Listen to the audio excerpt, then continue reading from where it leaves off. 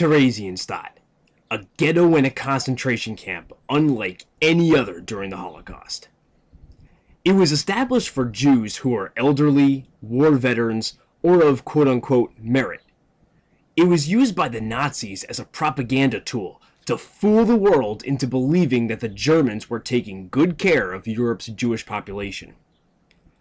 This was highlighted in June 1944, when the International Red Cross made a visit to Theresienstadt. The Germans carefully beautified the place, and the foreign visitors believed the facade. Afterward, the Nazis even made a movie about Theresienstadt to show German audiences how great things were. The camp held more than 150,000 people during the Holocaust. Approximately 33,000 died in the camp, and a further 88,000 were shipped to the death camps, mostly to Auschwitz. Theresienstadt is divided into two main sections. The first is the main town, and it's where we will start our tour. It was built in the 18th century and was ideal for a ghetto because it was walled off. The Nazis kicked the local inhabitants out, who would later come back after the war. Believe it or not, Terezín, as it is called in the local Czech language, is a vibrant town to this very day. Okay, here we go. We start by getting off the bus and entering the town of Terezín.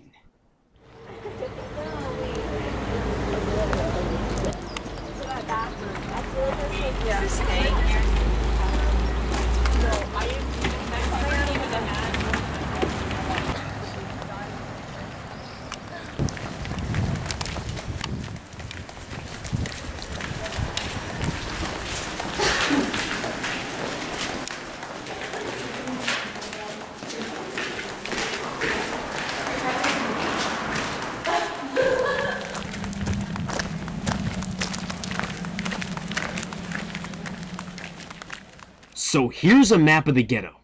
We are going to start in the center park, and then I'll take you around the streets to see the important historical buildings. Here I am in Theresienstadt today. As you can see right behind me is the main square of Theresienstadt. This was closed off to all the people in this ghetto and was only accessible during the time where the Red Cross came and when the Nazis were making their propaganda movie.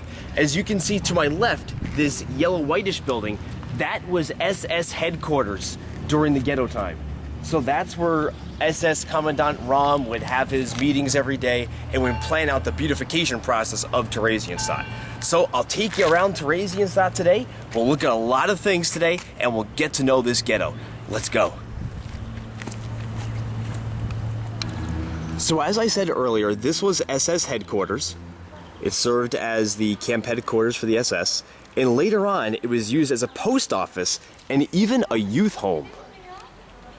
Of course, those services were later held here during the beautification process and the making of the propaganda movie. Hitler has given the Jews the city.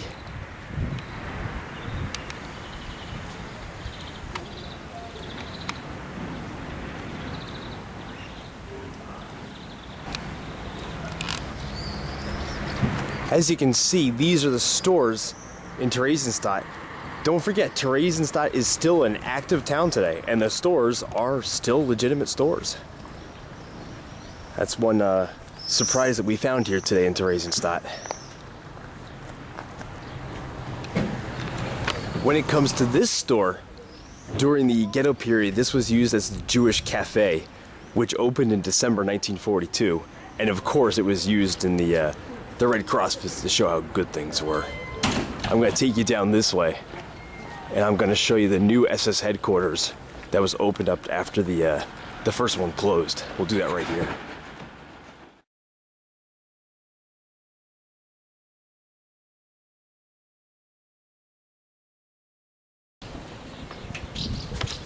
So this was the building that housed the SS headquarters after the first one I showed you. This is also where the infamous torture bunkers were located in Theresienstadt. And as we look across the central square, we come to this big pinkish building here. This building was actually used as an engineering barracks, but it was also a home for the elderly inmates, and it was also a makeshift hospital. So when the Red Cross came to visit, they could see everything was great in this wonderful, in quotation marks of course, town.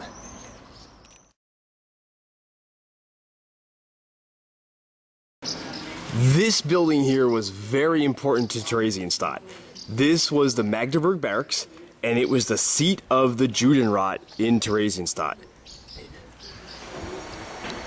So this is where all the decisions were made every week to transport who to Auschwitz, who would stay. These guys had to make extremely painful decisions. But this is where the Judenrat met. Okay, that yellow building ahead of me, that was used as a dormitory for the elderly and a quarantine area. And I'm walking up the hill.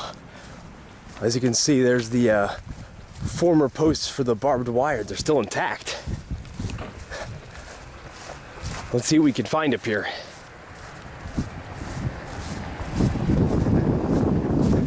Wow.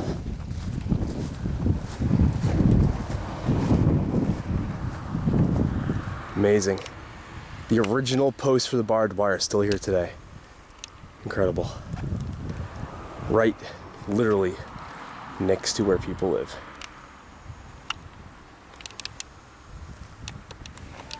Okay, and right in here was the famous soccer field that was visited during the Red Cross visit. When the Nazis came in with the Danish Red Cross, they came right through here onto this court, and right as they walked in, a goal was scored on cue, just so everybody could see it. But this was the place.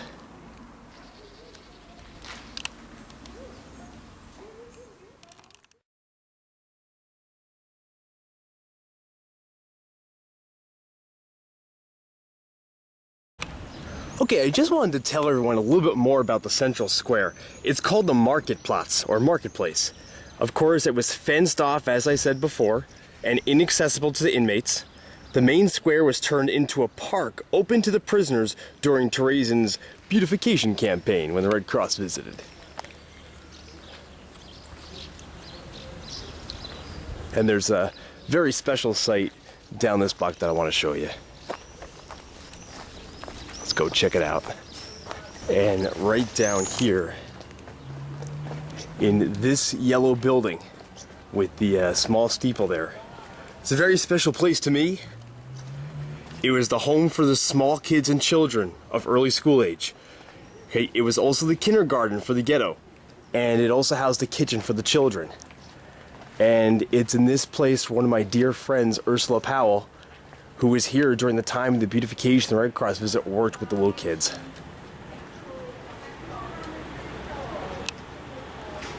So this is where it was. When Hitler came to power and was moving into other countries... We've been fortunate that Mrs. Powell has come to our school to speak to my students directly about her experience in Theresienstadt. That they would really, for the first time, really get to the upper crust in Czechoslovakia.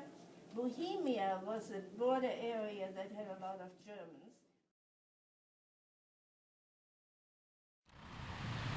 This is the very spot where the children's pavilion, the playground, used to be during the beautification campaign in the propaganda movie. So right here, there would be swing sets and slides set up, and it would only be allowed to be used for those two things. Those are the remains of the trees that used to be here during that time.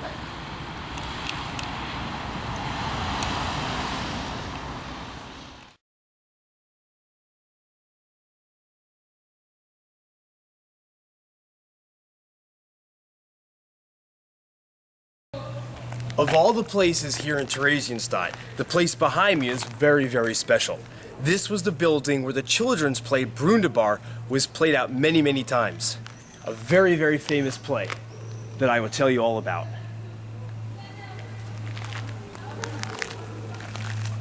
Again, it's absolutely amazing how this is a real town. I mean, if you look behind us, there's kids playing in the playground, if you can see that. just how they can actually live in a town that used to be this ghetto, this place where thousands died, it's just a very different world from what we're used to. But this is what the town of Theresienstadt really is like today, because it was a town for many centuries before it became this ghetto for privileged Jews. Brundabar was written by Jewish Czech composer Hans Kresse. It's about two children who, with the help of a few animals, defeat the evil organ grinder Brundabar so they can sing in the town square and collect money for their sick mother. The play was performed in Theresienstadt dozens of times and was included in the Nazi propaganda film made after the Red Cross visit. These scenes are the actual ones shot for the film. Later, Krause, the play's director, the band, and most of the children seen here were sent to Auschwitz.